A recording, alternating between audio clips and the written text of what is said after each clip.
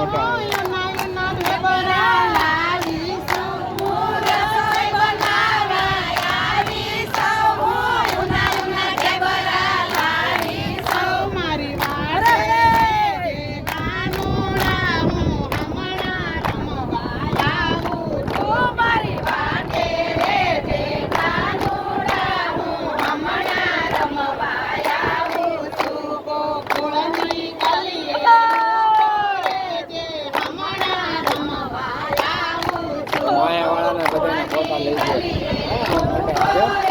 વાહે બેઠા છે